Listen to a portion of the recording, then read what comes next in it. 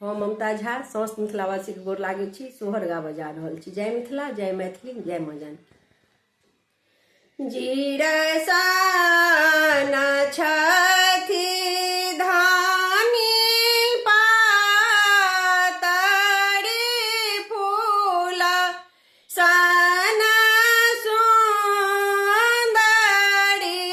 रे। जीरसान छथि धानी पातरि फूल सन सुन्दरी रे।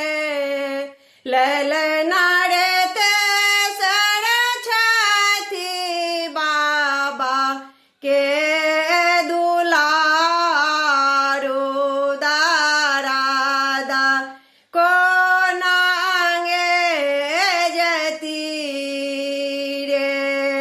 ललना रे तेसर छथि बाबा के दुलारो दारादा कोनांगे जती रे।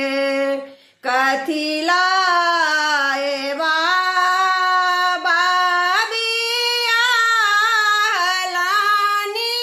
दे लानी ससुर घर रे। कथी लाए बाबा बियाहलानी दे लानी ससुर घर रे।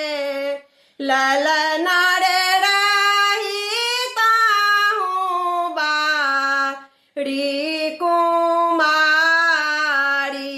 दारादा नहीं जानी ताहूँ रे।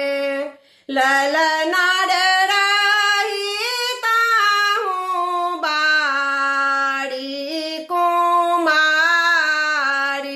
दारादा नहीं जानी ताहूँ रे।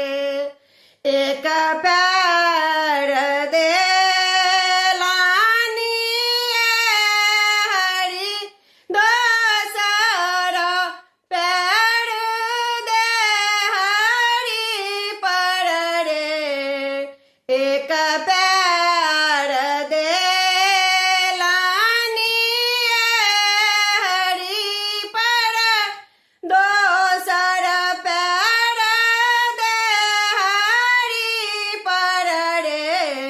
ललना रे तेसर में होरी लाजना मलेला साबा मानहर सीतारे। ललना रे तेसर में होरी लाजना मलेला साबा मानहर सीतारे। निकलाए बाबा बियाहलानी दे लानी ससुर घर रे। निकलाए बाबा बियाहलानी दे लानी ससुर घर रे। लल